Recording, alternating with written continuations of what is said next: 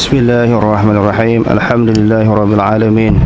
Wassalatu wassalamu ala asyrafil anbiya'i wal mursalin wa ala alihi wa ashabihi ajma'in. Allahumma rabbi shrah li sadri wa yassir li amri wa hlul 'uqdatam min lisani yafqahu qawli. Wala hawla wala quwwata illa billahil 'aliyyil 'azim.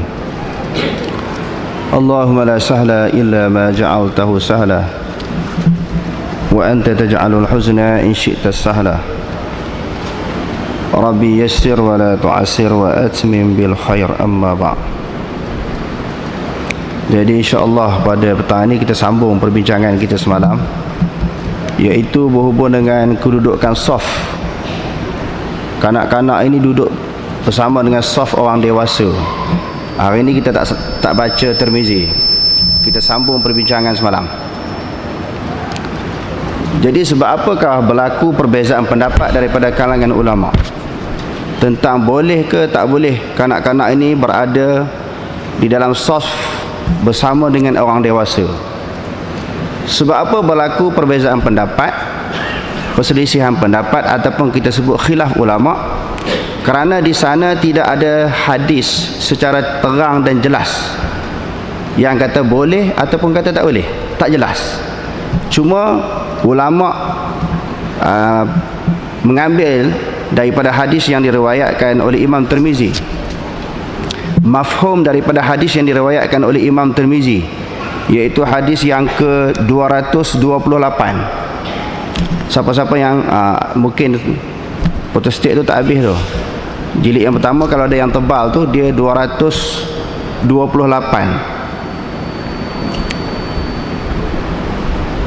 Haddatsana Nasr bin Ali Al-Jahdami haddatsana Yazid bin Zurai'in haddatsana Khalid bin Hazza an Abi Ma'sharin an Ibrahim an Alqamata an Abdullah an Nabi sallallahu alaihi wasallam qala liyalinni minkum ulul ahlam wan nuha summa alladhina yalunahum summa alladhina yalunahum wa la takhtalifu fatakhtalifu qulubukum wa iyyakum wa haisyatil aswaq. Daripada hadis 228 tadi, Rasulullah sallallahu alaihi wasallam bersabda, hendaklah mengiringi akan aku daripada mengiringi akan aku daripada kalangan kamu ulul ahlam. Sebahagian ulama mentafsirkan ulul ahlam di sini maknanya orang yang baligh. Ini pendapat yang pertama. Yang keduanya ulul ahlam ni maknanya zawil uqul, orang yang bijak, orang yang cerdik. Sebab apa? Kena orang duduk belakang ni, orang yang bijak, orang yang cerdik di belakang pada imam ini, iaitu bila imam tersilap di dalam melakukan perbuatan-perbuatan di dalam sembahyang, dia boleh tegur. Ataupun bacaan imam itu tersilap, terlupa dan sebagainya, jadi ulul ahlam ni boleh tegur. Di sini dua pendapat ulama tentang makna ulul ahlam. Dia kata qala ibnu sayyidin nas al-ahlamu wan nuha bimakna wahidin. Al-ahlam dan nuha itu dengan makna satu, iaitu wahyal uqul, iaitu orang yang berakal. Jadi bagi pendapat kata orang yang berakal yang dimaksudkan dalam hadis ini, jadi kanak-kanak boleh duduk satu saf dengan orang dewasa. Pendapat yang kedua kata al-ahlam di sini, ulul ahlam di sini maknanya al-balighuna, orang yang baligh, cukup umur, orang dewasa. Jadi kalau berdasarkan kepada fahaman golongan yang kedua ini, ulul ahlam ini orang yang cukup umur, kanak-kanak tak boleh duduk di belakang. Maknanya hadis ini tidak jelas tentang maksud ulul ahlam tu apa dia. Kerana ulama-ulama ini hadirin sekalian, dia bukan macam golongan anti hadis. Bila ada hadis, ulama akan pegang. Anti hadis ni ada hadis kan, ada hadis tak ada hadis, dia lawan hadis ni. Ada hadis terang-terang pun dia tak terima. Sebab itu berlaku perbezaan ini kerana tidak ada hadis yang jelas, yang terang menceritakan maksud tersebut. Ini ditafsirkan oleh ulama tentang ulul ahlam. Begitu juga ditafsirkan ataupun dihuraikan oleh Idris Al-Marbawi di dalam kitabnya Bahrul Mazi.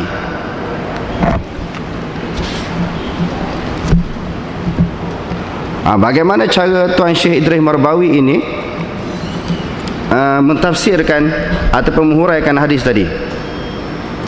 Dia kata daripada Nabi SAW sabdanya, hendaklah mengiringi akan daku daripada sekalian kamu oleh orang yang ahli akal dan orang yang pintar-pintar, atau makna orang yang baligh. Atau bukan semua ulama kata orang yang baligh. Sebab itu sebagaimana yang kita sebutkan semalam, berlaku perbezaan pendapat daripada kalangan ulama. Jilid yang pertama Bahrul Mazi. Maka Tuan Syekh Idris Al-Marbawi sendiri, walaupun dia bermazhab Syafi'i, dia pun memberi tafsiran yang sama, dua makna. Tidak semua ulama sepakat mengatakan orang yang baligh yang dimaksudkan di dalam hadis ini.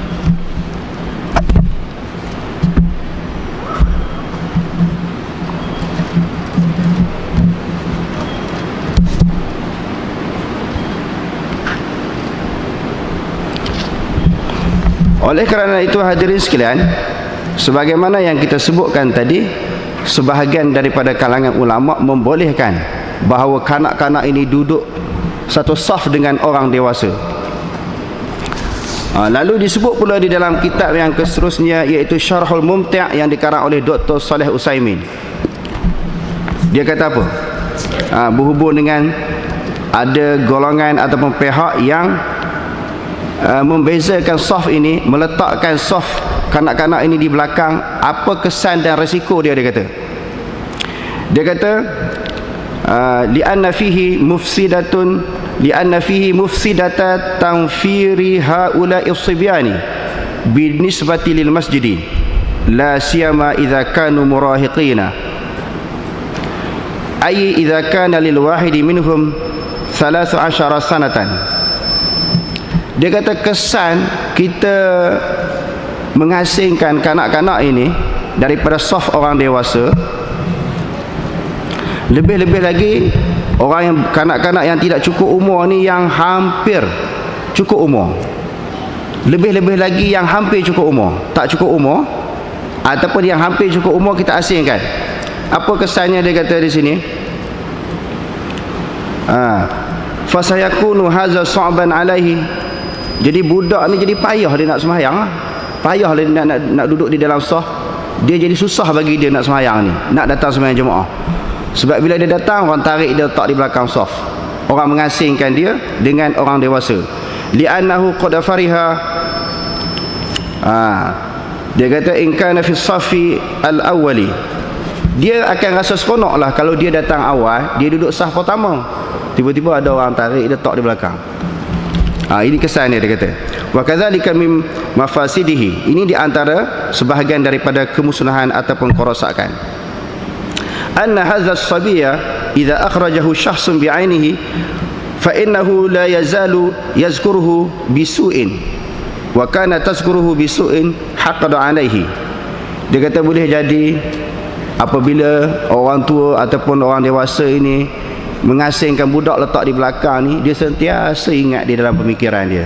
Sampai bila-bila dia ingat, sampai ketua, oi orang tua ni lah dulu masa aku kecil-kecil lu, aku duduk dalam satu saf, dia tarik aku tak belakang.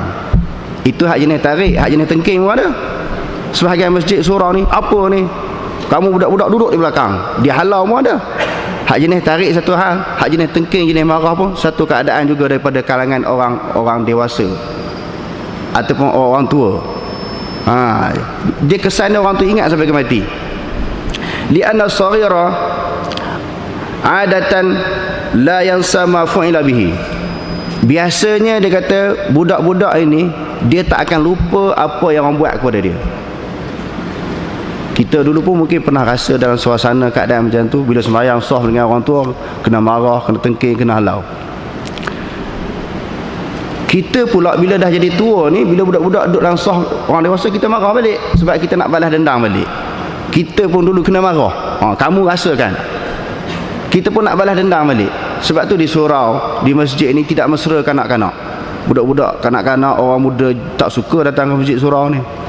Sebab dengan perangai kita, dengan penampilan kita, dengan akhlak kita yang begitu keras. Sedangkan orang datang sembahyang pun dah okey dah. Tak betul tu, perbaiki. Islam datang untuk memperbaiki kemusnahan, bukan merosakkan lagi masyarakat. Kitab yang ketiga, Tawdilul Ahkam, syarah kepada Bulughul Maram.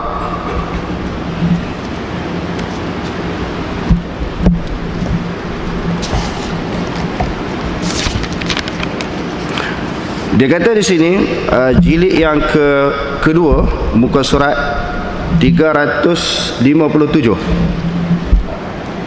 Wa ikhtalafa as-salafu fi ta'khir as-sibyani as-sabiqin ila as-saff al-awwali. Ulama-ulama salaf berbeza pendapat meletakkan saf kanak-kanak. Apabila dia datang awal, macam mana kita nak letakkan? Dia dah datang awal, perlu kekalkan ataupun tidak di tempat yang dia duduk itu, macam saf pertama, perlu biarkan dia begitu ataupun dia letakkan di saf belakang. Sebahagian daripada ulama berpegang kepada hadis tadi. Sebab tu dia kata fa innal hadisa dalat ala taqdimi ahli al-ilmi wal fadli.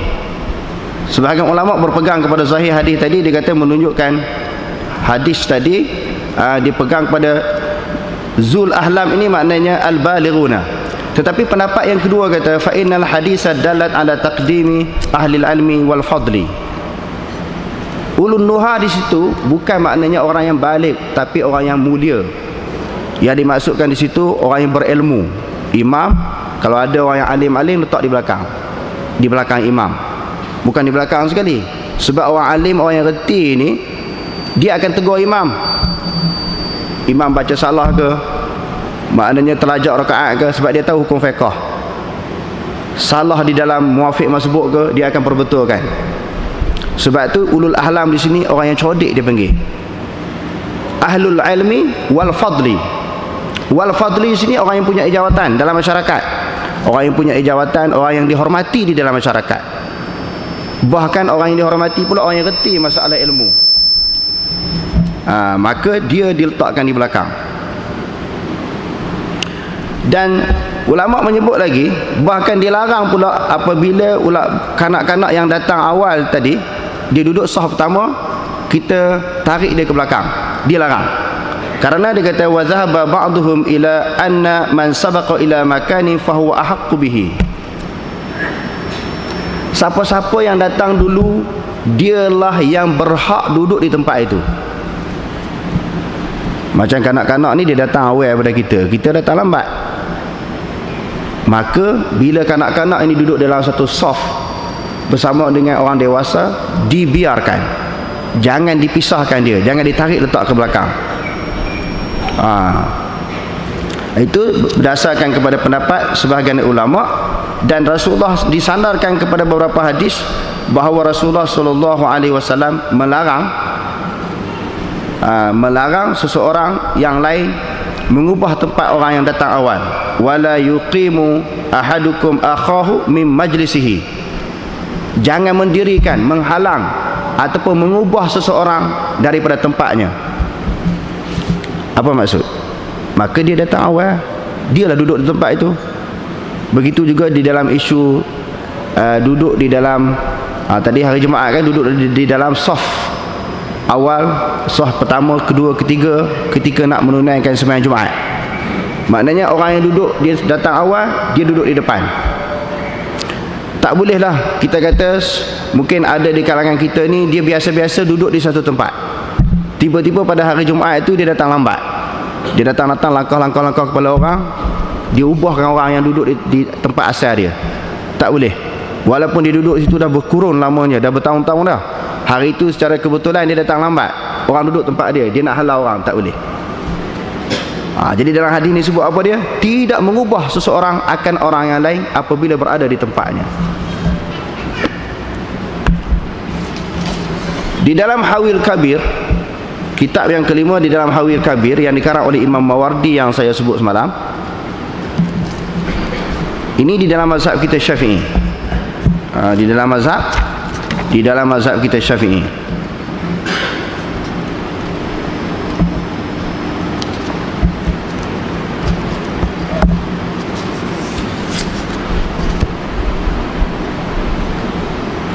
Dia kata waqala ba'du ashabina al-aula an yaqifa kullu sabiyyin baina rajulaini. Yang aulanya, yang lebih utamanya, berdiri oleh setiap sabi, kanak-kanak itu di antara lelaki.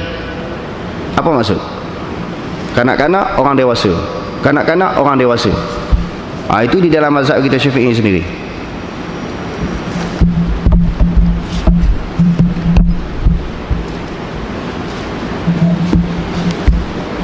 Di dalam kitab yang seterusnya, yang ke-6, iaitu di dalam Kashful Lisam, jilid yang pertama, ni dalam mazhab Syafi'i juga. Sebab apa saya bawa kitab Syafi'i? Kadang-kadang orang kata mazhab Syafi'i tak boleh kanak-kanak duduk di dalam satu saf. Orang selalu sebut macam tu kan? Dalam mazhab Syafi'i tak boleh kanak-kanak yang tak cukup umur ni duduk dalam satu saf. Ini saya bawa kitab Kashful Lisam bermazhab Syafi'i kita. Begitu juga di dalam Hawil Kabir, jilid yang pertama, muka surat 43. Dia kata masalah jika bercampur laki-laki dan kanak-kanak dan khunsa dan perempuan daripada perbuat satu saf, hasil fahala saf. Bukan kata kanak-kanak. Kalau kata orang perempuan dia dah penuh sangat sampai melimpah-limpah masjid itu, dia duduk dalam satu saf dengan lelaki, maka tidak batal pahala saf itu. Bukan duduk satu saf ini maknanya orang perempuan rapat, lelaki tak, dia duduk jauh lah, berenggang lah dengan lelaki, tetapi masih di dalam saf yang sama. Bahkan dia kata kanak-kanak khamsah pun sama, maka tidak putus pahala saf.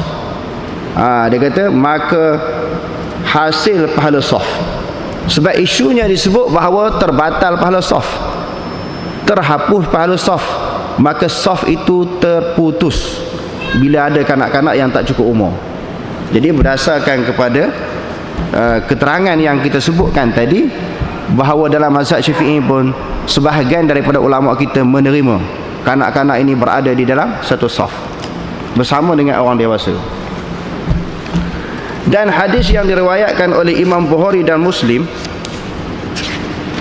Anas kata an Anasin qala kuntu sallan Nabi sallallahu alaihi wasallam fa kuntu wa yatimun khalfahu wa ummu Sulaim khalfana, muttafaqun alaih. Hadis yang diriwayatkan oleh Imam Bukhari dan Muslim, Anas kata bahawasanya Nabi sallallahu alaihi wasallam sembahyang, aku berserta dengan yatim.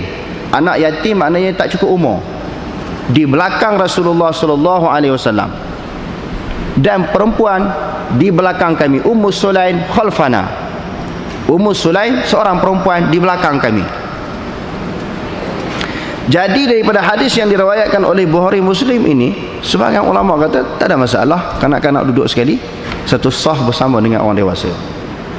Secara kesimpulan daripada keterangan dan penjelasan tadi, masalah ini masalah apa? Masalah khilafiyah, bukan suatu hukum yang sepakat para ulama. Bukan satu hukum yang menjadi sepakatan para ulama. Bila khilaf ni kita ambil yang terbaik lah, sebagai satu tarbiyah dan didikan. Dalam mazhab Syafi'i kata untuk kita bagi ta'lim kepada dia, nak ajar dia sembahyang betul macam mana, dia duduk bersama dalam saf dengan orang dewasa. Dan ulama juga menyebut bila mengasingkan mereka daripada saf orang dewasa ini menyebabkan mereka buat bising, mereka bermain di belakang saf. Jadi kalau kita orang tua duduk di masjid, khususnya orang yang berkuasa di masjid lah, ahli tangan kuasa, kena ambil perhatian dalam masalah ini. Kita jangan terlalu keras dengan kanak-kanak. Jadi bila kita keras sangat sehingga boleh kata majoriti lah masjid dan surau di tempat kita ni, orang muda ni dia tak jinak dengan masjid, takut dengan masjid. Jadi kita bagi dia sembahyang dulu, di samping kita didik, kita ajar dia. Kerana Islam ini adalah merupakan agama menerang, bukan agama menyerang orang. Kalau agama menyerang orang, tak betul kita halau, tak betul kita tengking, tak betul kita marah. Itu agama yang menyerang orang. Tetapi agama Islam adalah agama menerang, memberi kefahaman kepada orang. Jadi insya-Allah dengan penjelasan tadi, sama-samalah kita mengambil perhatian insya-Allah.